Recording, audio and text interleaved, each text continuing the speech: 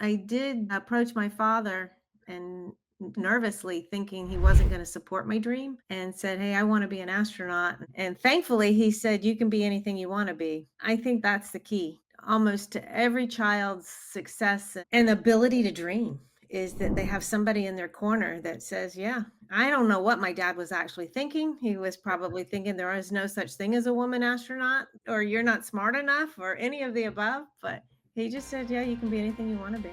Welcome to Passion Struck. Hi, I'm your host, John R. Miles, and on the show, we decipher the secrets, tips, and guidance of the world's most inspiring people and turn their wisdom into practical advice for you and those around you. Our mission is to help you unlock the power of intentionality so that you can become the best version of yourself. If you're new to the show, I offer advice and answer listener questions on Fridays. We have long-form interviews the rest of the week with guests ranging from astronauts to authors, CEOs, creators, innovators, scientists, military leaders, visionaries, and athletes. Now, let's go out there and become passion struck.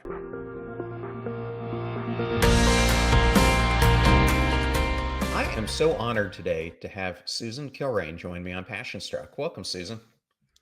Thank you, John. It's really nice to meet you. Well, it's so nice to meet you, and I can't wait to dive into this conversation. And I'm going to start here. You started flying airplanes, as I understand, when you were 16 or 17 years old, which is pretty remarkable. What drew you to aviation so early? Well, growing up in Georgia, my dad was a medical student, and I have three brothers growing up, and there was no money. And to entertain us for free, he used to take us to the local airport to watch the airplanes take off and land. And I just fell in love with watching the airplanes and thought one day it would be really cool to fly airplanes. Of course, we didn't have any money. And it wasn't until I was a senior in high school, there was a program where seniors could present about how they would do something with 1 month of their time. If they were given a month off of school, what would they do that would prepare them better for the future? And I proposed that I would get my private pilot's license in that month. So my dad by then was out of medical school, had a little money, and I flew back home because I was at an all girls private boarding school for the performing arts of all things. And anyhow, I went home and got my pilot's license in 1 month, believe it or not. Man, that's pretty amazing. I flew two, sometimes three times a day. If the weather wasn't good, I just flew in the pattern. The first thing I did was took my written because that was going to take the longest time getting back. And so I got tutored really fast on the written, and then I took the written and flew at the little uncontrolled airport in my hometown. And at that point in time, was becoming an astronaut even a dot on your radar? It was a lofty dream of mine, but I did approach my father and nervously thinking he wasn't going to support my dream and said, "Hey, I want to be an astronaut." And thankfully, he said, "You can be anything you want to be." And I think that's the key. Almost to every child's success and ability to dream is that they have somebody in their corner that says, "Yeah, I don't know what my dad was actually thinking. He was probably thinking there is no such thing as a woman astronaut, but or you're not smart enough, or any of the above." But he just said, "Yeah, you can be anything you want to be." Well, such pivotal advice. And one of the things I love to ask guests is about role models who shape their lives. And for me, I had a high school teacher who unfortunately said something to me that was a real negative that kind of shaped my life. But you credit a tough high school algebra teacher as being pivotal in your path. What about that experience changed your trajectory? Sarah Brown, she taught algebra and geometry. And until then, I didn't like math. I didn't think I was particularly good at math. And she was a really hard math teacher. But for whatever reason, the way she taught clicked with me. And I think only six kids passed her class, or at least passed the first grading period, and I had an A, and that sort of just became a source of pride and a challenge. And I 100% attribute Sarah Brown to my success going forward. Was she part of the inspiration that made you want to do aerospace engineering, or did you pick that up somewhere else? I want to say that at that time, I just wanted to be a pilot. The desire to become an aerospace engineer didn't take place until I was actually headed off to college. And I went to Embry-Riddle for my undergraduate degree. And somebody said, "You're way too smart for aeroscience," which was the fly-in degree for pilots. And you already have a private pilot's license and an instrument rating. So why waste all that money and time? And I got to thinking about it, and I already knew I wanted to be an astronaut. So getting a degree in aerospace engineering made way more sense. And that's when I switched. Yeah, I've had a number of astronauts on the podcast, and it's always interesting for me to hear their paths to becoming one. And a person we were talking about before you came on was Nicole Stott. And people sometimes think that their starting points are not going to get them to where they want. And I remember Nicole telling me that she ended up going to St. Pete Community College. And part of the reason she went there is because they offered a flight program so she could get her associate's degree and get a pilot's license at the same time. And then it led her to Embry Riddle, like you did. But I think it's so interesting that so many younger people think in short terms about their starting point, and that if they don't pick an Ivy League school or a top institution, it's going to stop them from pursuing their dreams. What would be your thought on that for a listener who might be stuck in that cycle?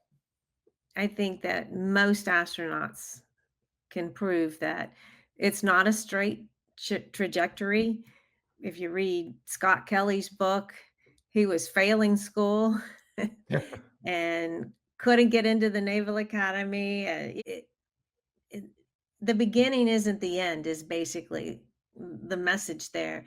The beginning is just the beginning, and it's what you do from there.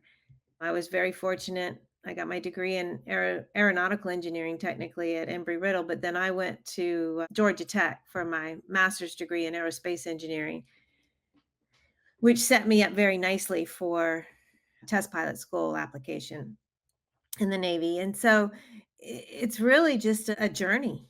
And you come to a crossroad and you make a decision based on all the information you have. And it might be the right decision, it might not be the right decision, but there'll be other crossroads.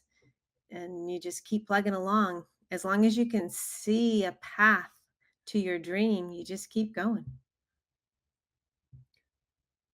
Yeah, and wanted to ask you about one of the people you met along that journey who led you down the path of considering the Navy. I understand you had a chance to meet Dick Scobie, who was the commander of the Challenger mission. And he told you that if you wanted to increase your chances of becoming an astronaut, then you should consider the military. And for you, this was a huge leap because at the time, there weren't many females flying aircraft at all. That's true. I was working as an engineer for Lockheed in Atlanta, and my boss knew Dick Scobie, and my boss knew I wanted to be an astronaut. And I was very bored as an engineer. I was a wind tunnel project officer, and I would do a project in the tunnel. I'd write the report, and then I'd sit around twiddling my thumbs because then it was several weeks before I had another project.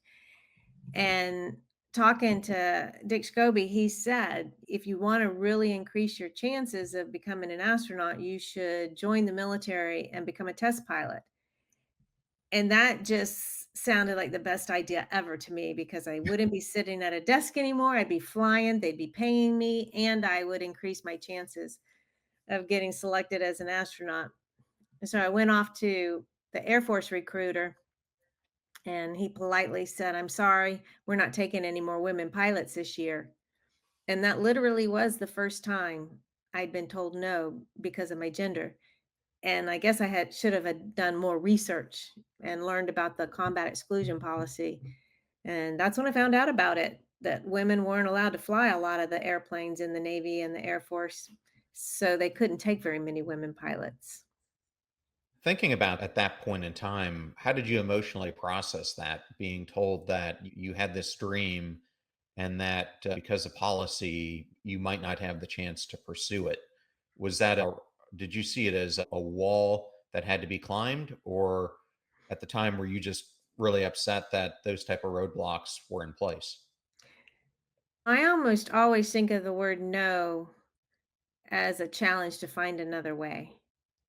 And a friend of mine said, "Why don't you go to the Navy recruiter?" At the time, I didn't even know the Navy had airplanes, but I looked it up and they did. So I went to the Navy recruiter and he said, yeah, they would take me. And I had to wait for a class of women that had women in it. I couldn't go to aviation officer candidate school alone as the only woman. And so I showed up finally, and there were 6 women in my class. And by day 5, I was the only woman left. So I'm not real sure what the point of that was, but it worked out for the better. I think that the Navy was a better fit for me because I loved it, every bit of it almost. And yeah, no just means find another way. I saw you and I had something in common in our Navy careers. We were both stationed in Key West, and at the time, if I understand it, you were flying EA-6s. I was flying EA-6As, not to be confused with the four-seater EA-6B, and not to be confused with the A-6. It's an A-6 airframe, but we had electronic warfare pods on it. Basically, it was a non-combative mission, of course, because of the combat exclusion policy, and we would train our own ships to recognize and defend against enemy missiles, basically. Yeah, great duty station. When I was there, Not a we bad place to live for sure. not a Somebody bad had to place, live there. not a bad place Great to live. flying there too. When I was down there, I was working for what's now called Joint Interagency Task Force South, and we were doing counter drug interdiction, but there was a shoot down of an American aircraft over Cuba, and this caused a worldwide crisis where all of a sudden we're at the epicenter of this, and our two stars talking to the president and Secretary of Defense, et cetera, figuring out how we're going to respond to this. So it got to be an interesting time for me to see real world situations play out in front of me. Yeah, I don't know what year that was. There That was would have, a yeah, yeah, like 96, 97, probably. yeah. When I was down there, a pilot defected to the States flying a Russian aircraft and landed there at the air base. So it's always exciting. You're only 90 miles from Cuba, so there's a lot of tension and a lot of excitement sometimes. Well, that is for sure. So, Susan, in your career, I understand you've flown 30 different types of aircraft. Is there one for you that has been your ultimate favorite? I have favorites, several favorites for different reasons. Of course, I flew the F-14, was the last airplane I was flying before I went off to NASA, and it is as fun as it looks in the movies to fly. But it's big and it's a beast, and the cockpit is pretty large for me, so it was a lot of work. Flying the F-15 had the newer technology, so that was fun.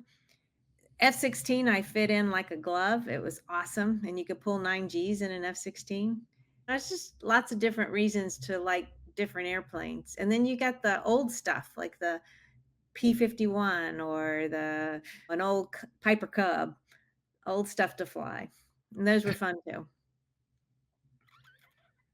Landing on an aircraft carrier is considered one of the most difficult maneuvers in aviation. And I read that you said it was one of the hardest things you've ever had to do until you became a mom.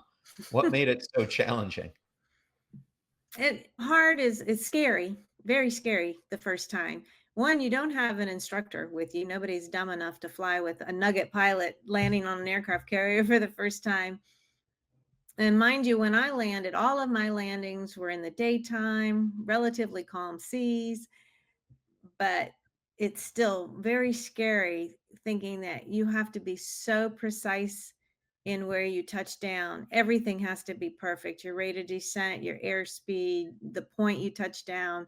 And it's a boat floating in the ocean. It's small. I did luck out though, because when the lead called out "see you," meaning they saw the aircraft carrier, I was flying formation, so I didn't have a lot of time to take my eyes off who I was flying off of. But I looked quickly and saw what I thought was the carrier, and literally it was that proverbial postage stamp floating in the water. But as it turned out, I was looking at a fishing trawler. So by the time we flew over the aircraft carrier for the break and landing, that thing looked pretty big to me. But I did. I touched down, I landed the first time, trapped, and then my whole brain shut down. It was like nobody was home. I was still at full throttle in case I had missed the wire. They're trying to give me instructions like to throttle back and to taxi, and I just wasn't, none of it was registering. And finally, the air boss came on and said, "We don't need extra power. Throttle back." Wake up. I'm not sure if you ever served with Slapshot Ted Carter. He was a backseater, and he was telling me that at this point he was a squadron commander, and he decided to go fly with the newest pilot on their final check flight. He said they took off from the carrier and within 30 seconds lost an engine and started losing hydraulic pressure. And he told me that at that point he thought they were going to ditch, but he spotted a distant runway that was going to be too short to land on, he thought, but he thought it was a better option than crash landing the plane in the ocean. So he guided this young pilot through the maneuvers and they successfully landed. And I just think back to how do you keep your calm in a situation like that? That sounds a lot like my first F-14 flight. My very first F-14. Now you can imagine, I'm in a squadron, the only female pilot on the East Coast. There were two on the West Coast, and I'm the first one to come through after combat exclusion policy had been lifted. And the CO decides he's going to be my instructor. So there's not enough pressure as it is, but now I have the CO in my back seat, Cuddles Wyatt, Captain Wyatt, and he's a pilot, but he has no controls back there. So he can't do anything. He's just at my mercy. It's my very first flight. We take off, had an oil issue on one engine, had to shut it down. The hydraulics didn't cross over. So we're down one engine, the hydraulics, the attitude instrument, the attitude indicator Wow. went out to lunch. The weather came in. It was just one thing after another. And he's in my back seat trying to, I swear he would have crawled through that little hole between the cockpits if he could have and sat on my lap. But, anyways, it all worked out in the end. I had to take an arrested landing back at Oceana. And it was really the best thing that could have ever happened to me because the CO now was like telling everybody, boy, she can handle the airplane. No, that's what a terrifying few It was minutes. it was You awful, literally awful. That was the second time my whole brain shut down after I landed and shut the engine down because you had to take the arrested land and do the hydraulic issue, shut down right on the runway, and my knees were just knocking as I was trying to get out of the airplane. Man, I can only imagine. I have friends from my Naval Academy class who flew the F-14 and then ended up flying the F-18, and all of them tell me that they love the F-14 because they said it was a pilot's plane, and Mm. if you really were a great pilot, it would let your talent shine through. There was nothing that, like in the F-18, they said some of that could be compensated for, but they told me in an F-14, you had to be a fantastic pilot to get the most out of the plane. Not sure Yeah, if it wasn't a very forgiving airplane.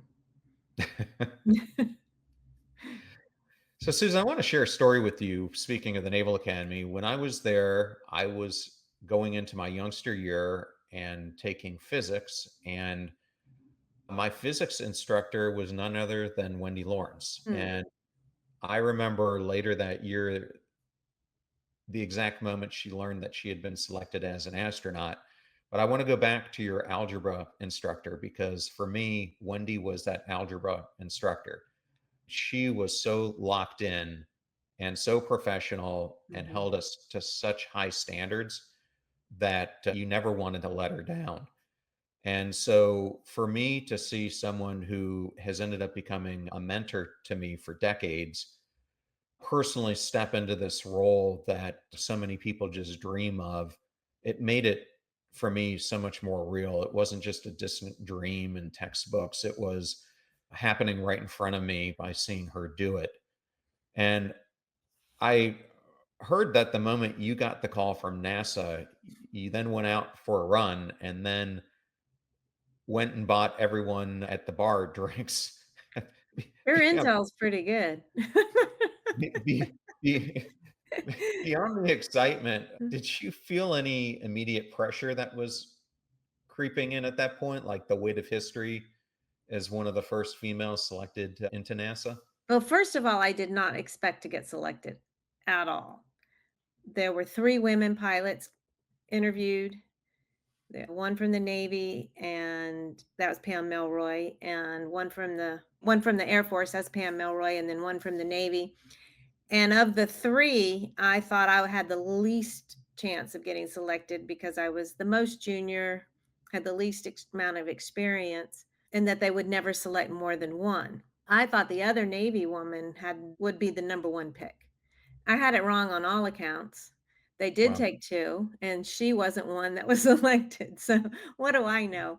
And once again, I didn't really think about it from being a woman's point of view. By then, Eileen Collins had already flown as the first woman pilot of the Space Shuttle, so the pressure was off, and that seemed to be almost always the story of my career, although I was the only woman in the F-14 squadron coming through at the time. But Kara Holdgreen and Carrie Lorenz had already qualified out on the West Coast by the time I was finishing up. So I just slipped through those doors some other woman opened.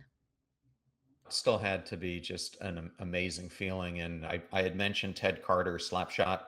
Ted ended up becoming a vice admiral, was the superintendent at the Naval Academy, and his aide was a young officer named Kayla Barron at the time. And Mhm. Kayla had this aspiration of potentially becoming an astronaut, but she was a submariner. And she said to him, I don't think I have a shot. What does it take to be an astronaut? And he said, well, Kayla, the first thing you have to do is apply, or you have Yeah, no shot at all.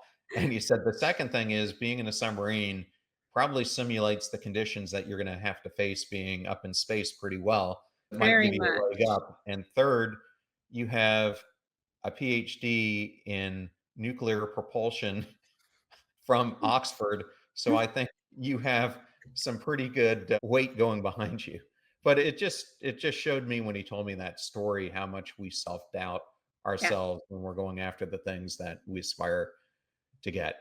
Yeah, she was a perfect fit, and, ultimately, of course, she got into the astronaut office, but, you do have to apply first. Yes. And he was right on every account. There's not a lot of difference between a submarine and a spaceship other than the fact that we have windows. I was talking to I can't remember his name. It might have been Dave Bowman off the top of my head, but he was a submariner who became an astronaut. And he actually told me because I've served on some submarines and you can never get that smell out of your mind. And he actually told me that the smell on the ISS is the same It's smell the same. because they use the same rebreathers. Yeah. So he said the first time he opened the door, he went through the same experiences that I did. Yeah, it's when you're up there, though, you're living in your own smells, and you don't really notice it so much. But I always felt sorry for the person on the ground who opened the door to welcome us home after 2 weeks in space, because every smell generated food, bodies, everything. It just stays there. So, it must be horrific. So, NASA astronauts undergo some of the most rigorous training in the world. I wanted to ask, what was one of the most unexpected or shocking parts of the training that you couldn't even prepared for or people don't expect how to prepare for. Wow. Honestly, coming out of test pilot school, the space shuttle was just another airplane to learn and fly. And you get pretty good at that at test pilot school. So the actual shuttle stuff was not that hard. It was long days and yes, demanding, but pretty typical of learning to fly any new airplane. It was more the fact that every day was 12-hour days and there's no glamour in it. I think that the public thinks that there's a astronauts are walking around all glamorous and they're doing all kinds of cool stuff, but a lot of it is walking around in our long underwear doing emergency egresses out of a simulator. It's just but it's day in and day out of training. And I didn't have a family of my own at the time, so I could dedicate all that time without feeling the push and pull of your family at home. But I can imagine having a family at the time, it would have been really hard. There's a reason for all that repetition. I remember Chris Cassidy, who we both know, telling me the story of his spacewalk that he did with Luca Parmitino, where it went horribly wrong. Luca got started getting some moisture in his space suit that was potentially going to cause him to suffocate. Mm. And when I talk to Chris about it, he just tells me in the way Chris always does. He goes, I just let my military SEAL training and the training I got from NASA go into action. He goes, I didn't even think about it. I just did everything I did from muscle memory, and because we had simulated so many things, I knew exactly what I needed to do. So I Yeah. guess there's a reason for all that training that they make you do. Yeah, it's incredible. From a pilot's perspective, I didn't do a spacewalk, but the launches and the reentries and landings, you train nonstop over and over again with basically every emergency that they could possibly dream up and one emergency on top of the other. And yes, by the time you launch in space, you feel very prepared. And if anything were to go wrong, you would react just automatically. Susan, you end up training for years for your first mission, like many astronauts do. But the space shuttle program is unpredictable. And one of the things that astronauts always tell me is no one knows the exact procedure for how astronauts get chosen. But there are a whole bunch of dimensions that get into it, even geopolitical, how your personalities correspond with other people you're flying with, so many, what the mission is about. Did you ever worry that you actually might never get to fly? Never worried about that at all. There have been very few astronauts that completed training and didn't get to fly.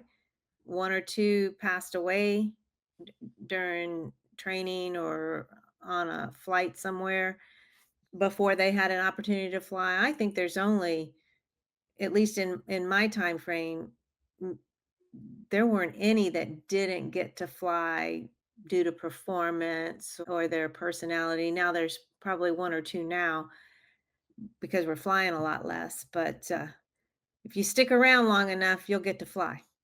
And you can't control how many astronauts fly in a year. That's well above our pay grade. So I felt fairly confident I would get to fly because the shuttle was flying 5, 6 times a year. They were short on pilots, and our class was brought in with 10 pilots, and I was pretty sure, and all of us did. All the pilots flew more than once if they wanted, and so I was pretty confident. What I didn't expect was that I'd be the first pilot to fly in the class.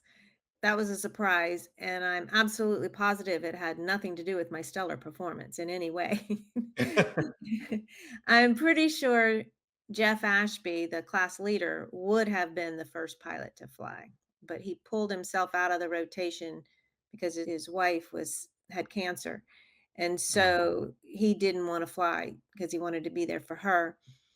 And I'm thinking they probably had 4 or 5 pilots already penciled in for flights, and I was the maybe the next person Well, let's just take her. We don't have her doing anything. But there is more to it than that. Obviously, the commander of the flight has to put his team together or at least have a say in personalities and make sure that you have a combination of rookies and experienced guys and that there's enough to expertise to do everything the mission called for. But yeah, nobody knows how that's all put together. I just have to ask, you were going into a very dangerous profession. When you were thinking about going up, did you know the design principles that after their expectations, I think, were that one space shuttle was going to not come back. It was a number that I couldn't believe. I think it was like one out of 100, maybe even less than that, was not going to Slightly make it. less. Slightly less, and that was the design parameter. Did you all know all these things before you went up? I did. I knew, but we had just lost Challenger not all that much long ago, so I figured the odds were in my favor. Yeah, Oh. it's one of those things that after that happened, the scrutiny is gonna be so high that Of course, statistics don't work like that. You toss a coin, and every coin toss is independent. But in fact, both of my missions were on Columbia, and it wasn't that long afterwards that we lost Columbia. But it had nothing to do with Columbia. It had to do with the external fuel tank. But yeah, we flew 200 and I don't remember how many flights, and we lost two shuttles. So the bean counters were right, or should I well, say, statisticians. statisticians. Yeah. Well, let's talk about your first mission, STS-83. So, my background research said as you were approaching this flight, you had 2 thoughts that crossed your mind, "Don't screw this up," and, "When do I get to go to the bathroom?" Which is both hilarious, but also deeply human. Yeah. H I how have do people ask all the time, "Were you scared? What was going on in your mind?" But honestly, what was going on in my mind was don't screw it up, especially on the launch pad, because it had happened that a pilot, not to name any names, had not done all the things a pilot has to do. I think he did it in the right order, but not in the right amount of time. And it scrubbed the launch. And I definitely didn't want to be that pilot. And I also, there's a lot to do for a pilot on launch. And then the whole bathroom thing is really seriously, everybody said the quickest way to the next pit stop is to launch. Because if you scrub a mission, it takes a long time to safe everything and get out and go to the restroom. And I'm sure everyone knows that astronauts wear depends basically when they launch and re-enter. But I had taken said depends home and found out that even in the privacy of my own bathroom, I could not pee in my pants. I just couldn't do it. And so I didn't have any confidence that was going to be what I would do. And yeah, getting on orbit and activating the space toilet was important to me because it's a long time. There is a bathroom. It says on the door last bathroom before space or something as you go up in the tower to get into the shuttle. And so there is one there. It's not pretty. It's not really meant for women, but you don't want to pass it up. So yeah, that's on your mind. So, I don't wanna go that far into the 2 missions because I've heard you cover them a bunch of times on podcasts, and people can go listen to them anywhere else, but for the listener, your first mission, the one we talked about, STS-83, was cut short. I think it lasted 4 days, and then you got a second chance not too long after that, STS-94, where everything went right. You got to fly, the scientists got to perform their experiment, so they got the added advantage of getting to fly twice. But what I wanted to ask you about is we often talk about all the things about going up to space, and you prepare for weightlessness, you prepare for the sickness that you're going to have for the first few days. But how do you prepare emotionally for returning to Earth? Was there a psychological adjustment period for you? I don't think there was a psychological adjustment about coming back to Earth. And you're just happy, I think, really honestly happy to return to the arity of Earth. And after a while, you tend to miss gravity, you miss your family, you miss a good shower, your good food and whatnot.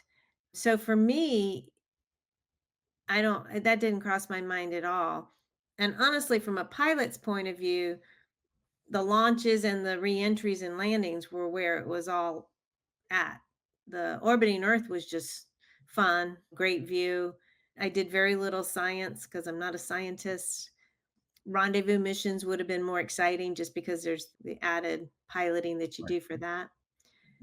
I don't think I had to prepare for coming back to Earth at all.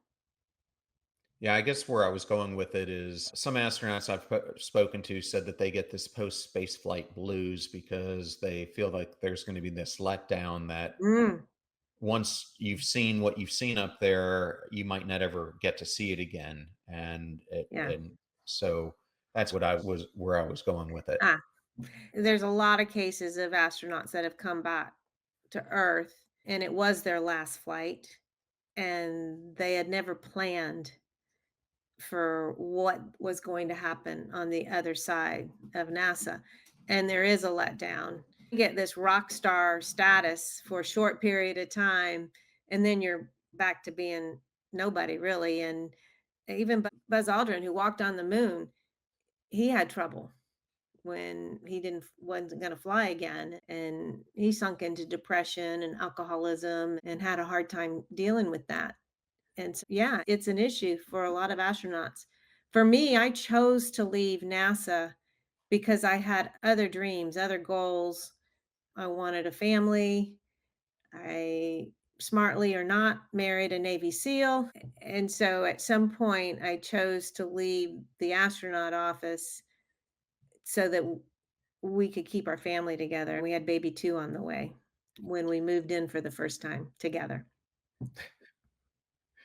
I've heard you say that part of your thinking here was as you were raising your family, you had a very dangerous job, but your husband had one that was even more dangerous. Yeah, we weren't able to get life insurance, that was for sure. And nobody was intentionally trying to kill me in my job. So, yes, I think they were both dangerous, and I couldn't wrap my head around what that would mean for our children. So, I decided to stay on Earth, at least in the short term. It didn't look like he was leaving his job anytime soon. And at the time, did you think it was a temporary break or did you know it was going to be more permanent than that? Well, at first, I just went up to NASA headquarters, and it was a temporary break. But I don't know if you recall, Pete Oswald was a SEAL and he died. He was a CO down in Puerto Rico and he died in a training accident. And so they fast filled that with my husband. And we had two kids at the time. So my decision there, that was the time I had to make a big decision, either return back to Houston and the astronaut office and fly in space some more, or head to Puerto Rico and leave NASA and rejoin the Navy. And ultimately, I chose keeping our family together. Well, and I know for high achievers, we often struggle with identity shifts when we have to step away from a big career, especially one where we had such a lofty goal that we achieved. Did you ever feel like a piece of you was lost in that transition? I think that I allowed myself to become my kid's mother. And yeah, you lose a lot of identity in that. I'm not saying it's right or wrong, but it did feel a lot like Groundhog Day, I will say. And I longed for that piece of myself where I was doing fun, new things and using my brain for things other than trying to figure out how to get my tantrum throwing kid up off the grocery store floor. Well, I can't imagine being one of your kids. So, what do your parents do? Well, my dad is this, and my mom was an astronaut. That's where they're at now. In the earlier days, they would just say it and then the teacher would inevitably not believe them or something. And then they stopped telling anybody. because that everybody made a big deal out of it. And then it became ho hum. But now that they're all at the phases where they're just out of college, in college, going to college, I think there's self pressure that they put on themselves that they have to do something amazing and achieve something great. And we try really hard not to put that pressure on them. But I have a daughter. We have a daughter. Our oldest is in Navy flight school right now in Pensacola. And she had never flown an airplane before.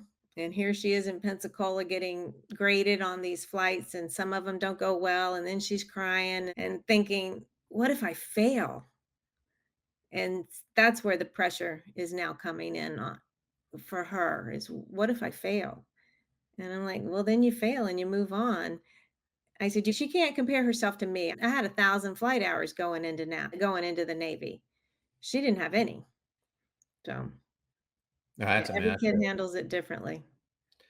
No, it's a big difference, but I think it's an important topic because I think that there is such a high achievement culture right now that kids, or your kids' age, my kids' age, are feeling. I know my daughter felt it in a big way. And similar to you and your husband, we as her parents were not trying to put that pressure on her. It was self created. And I think that's what's happening to a lot. So, how have you seen yourself as a parent try to work through that? So, because I agree with you, if you're going to fail at something, fail at it quickly so you can move on to the next thing and improve. Yeah. But I think when you're young, you don't think about it like that. I think that comes from decades of experience, so how many opportunities you have to rebuild. I agree. And I honestly meant that being a parent is way harder than piloting the space shuttle, honestly, without a doubt. Their emotions are your emotions, and their failures feel like your failures. And I did learn from my father. I encouraged them to do whatever it is they wanted to do, even if I could foresee there was some failure coming their way. It's hard to watch your kids go down a path where they're going to fail, but you can't protect them from that because the earlier they start learning how to fail, pick themselves back up again, and move on, the better. That's a valuable lesson that I think that everybody should let their kids learn on their own. Well, and I think the younger they are to learn some of those lessons, the better. But your failures as you get older have far more consequences than when you're younger. Yeah, and you're typically much harder on yourself the older you get. You have a harder time forgiving yourself your mistakes the older you get. Oh, that is so much truth to that. I want to talk to you about your children's book because I have written one and I'm going through the process right now of getting it published. What was the inspiration for you with your children's book? And maybe you can tell the audience a little bit about it, what it's about, etc. It was during COVID. We had all the kids at home, but a lot of time on our hands. And I thought I would write more of a memoir type book, not a children's book. And then I thought, you know what? I've always wanted to write a children's book. Let me set this aside because I was struggling with it. And I said, write that children's book I've always wanted. And I had seen a Facebook post from somebody who I didn't know, and he had co authored a children's book. And so I cold called him and said, hey, would you help me get this out the door? And he knew a publisher. He knew a woman in the UK who's a CPA who does space art on the side and thought she might be interested in illustrating it. And that's how it all came together. And it's an unlikely astronaut. And the message is if I can grow up in my life and become an astronaut, kids today can grow up to do anything they want to do. And hopefully it inspires kids to reach for their very own stars. I love the message and it resonates with what Wendy Lawrence talks a lot about. And that is so many people face setbacks. And at the first setback, they feel like their dream is over. And I love how she goes into her own journey when I've talked to her about going to MIT and almost flunking out and having to double down to make her career orality. And I know that's something she tries to bring to the younger generation. Was that part of the message you were also trying to convey? Absolutely. Setbacks are they're just obstacles to figure out a way to go around. And so, gosh, you can't quit. You absolutely, if you have a goal or dream out there, determination is the number one thing you need to have. It takes a lot of determination and resilience. Luck plays a big part in it too. It's all those things. And I think NASA gets about 18,000 applications for every time they take astronauts. And so the odds were very slim I was ever going to make it. So I always like to point out how important it is to enjoy the journey to getting to your lofty dream, whatever it may be, because that may be it. You may not make it. And I very well may not have made it to space, but I absolutely love the journey.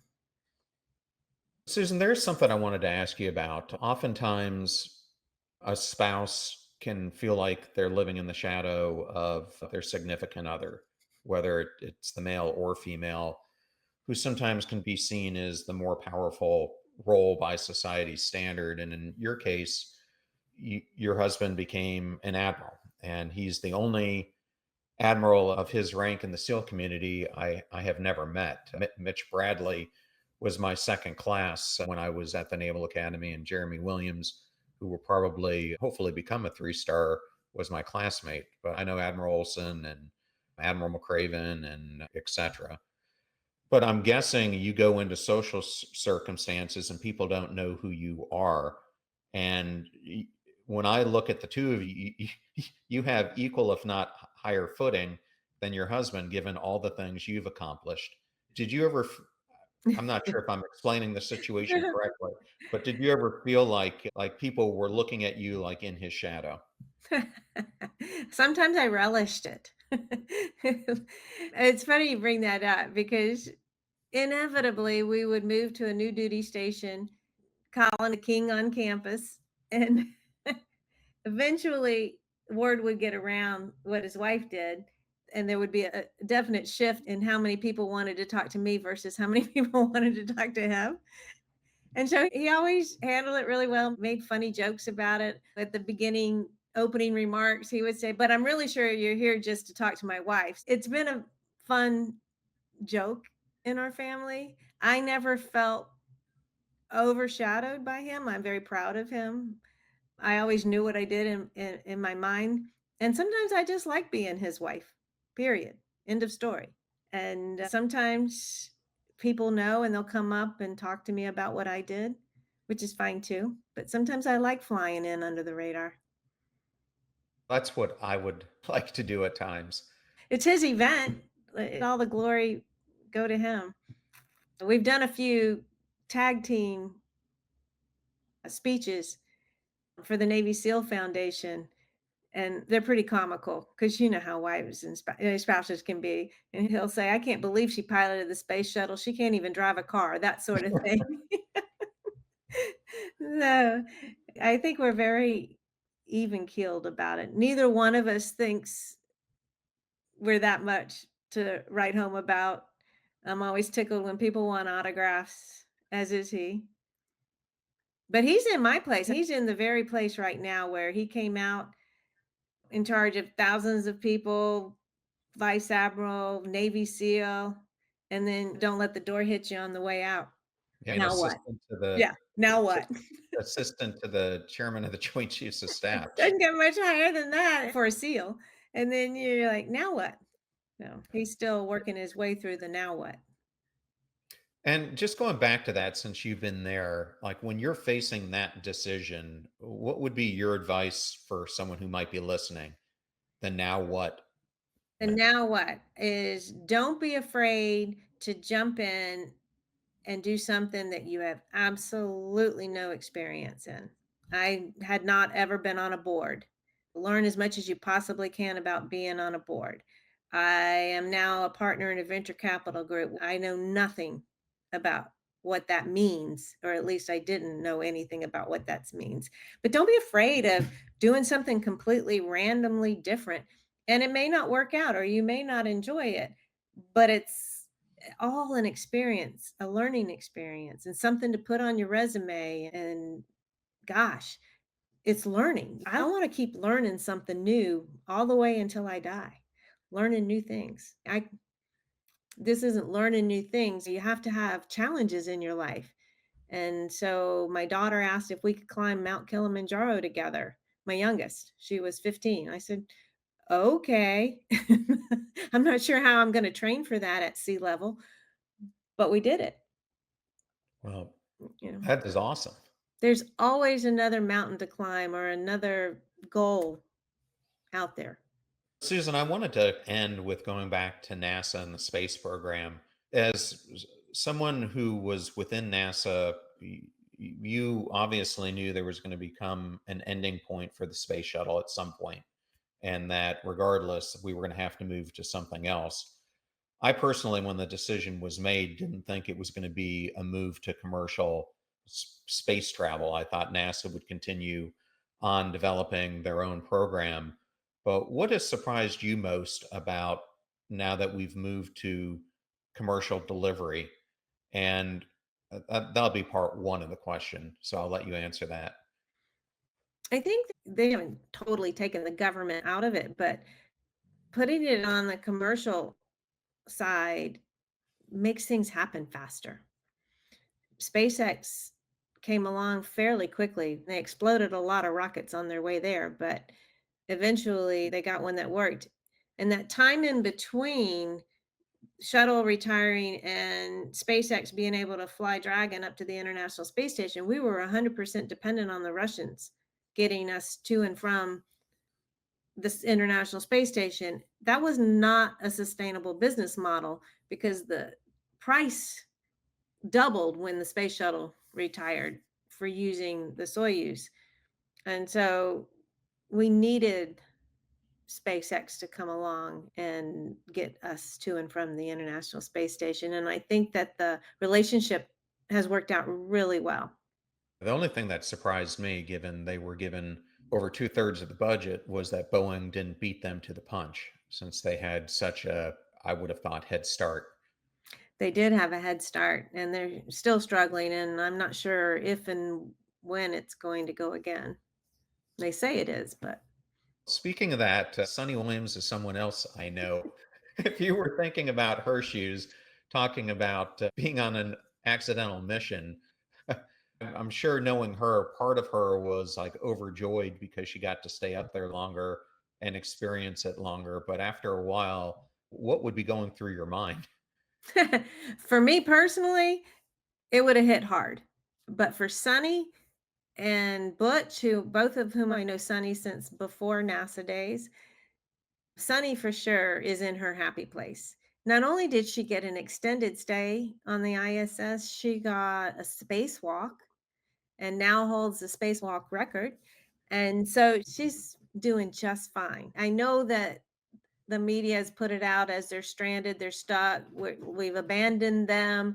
How are they going to eat? Blah, blah, blah. But they had supplies up there for them. They knew this was a possibility before they launched. So, yeah, it's sad. It's mostly sad for the folks left back on Earth who were expecting them to come home a lot sooner. Yeah. It's like a military deployment that just won't end, but they're happy. They're in their happy place. Yeah, I'm not sure if you even knew this, but Sunny, while she's been up there, became a distinguished graduate of the Naval Academy as I well. did know that. I was hoping to go to the ceremony, but I'm not sure she's gonna make Gonna be it. back. Yeah. And And even then if she is back, I'm not sure she's gonna be able to go because she will have just gotten back. Yeah. That well, Sunny's then amazing.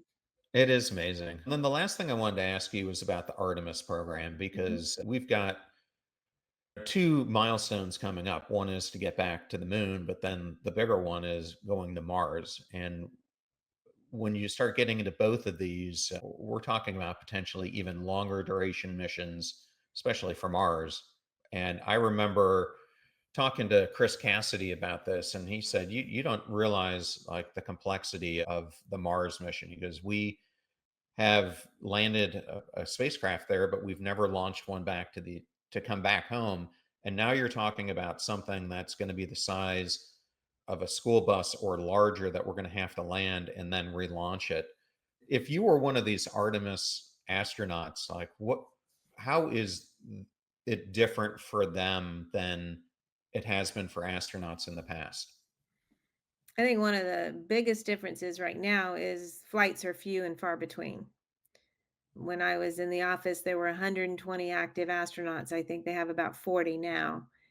And some have been waiting more than 6 years Like, for their very first flight. like John Kim. Yeah, exactly. That's tough. And then now, with everything going on in our country, there's got to be the feeling, what if we don't go back to the moon? What if Artemis is canceled? So all of that is really hard on the astronauts in the astronaut office now.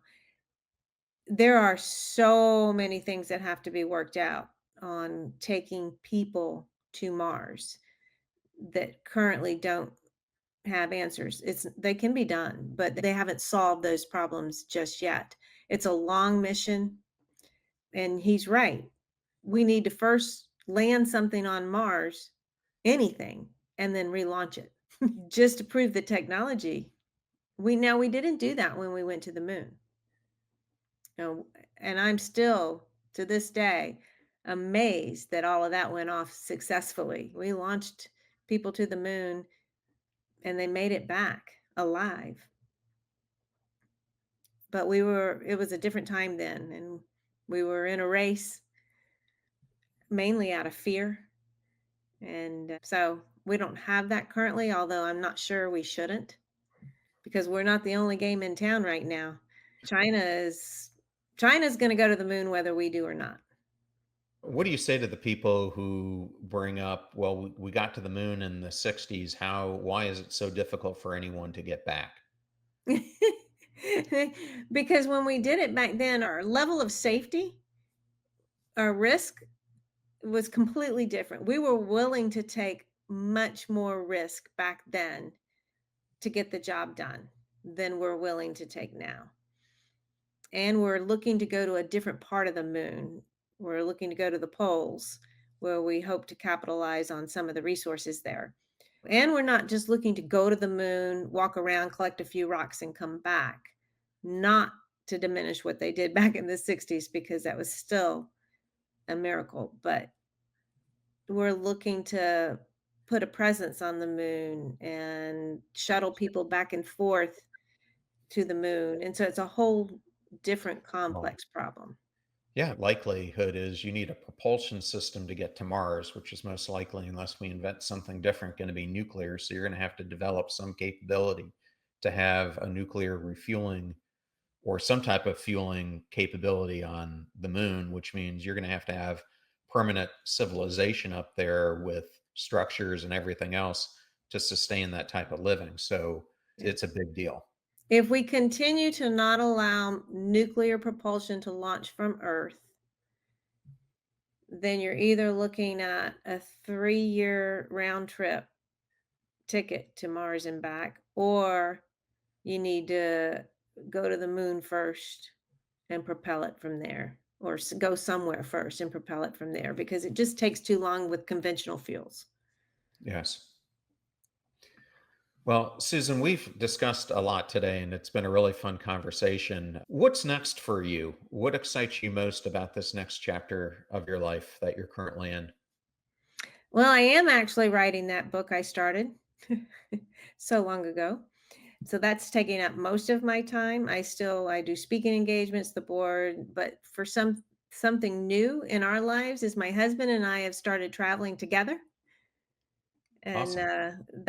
we're at that point in our lives where we've done a few trips, just the two of us without any kids. It's this kind of sweet spot between the time your kids are independent and your kids have kids.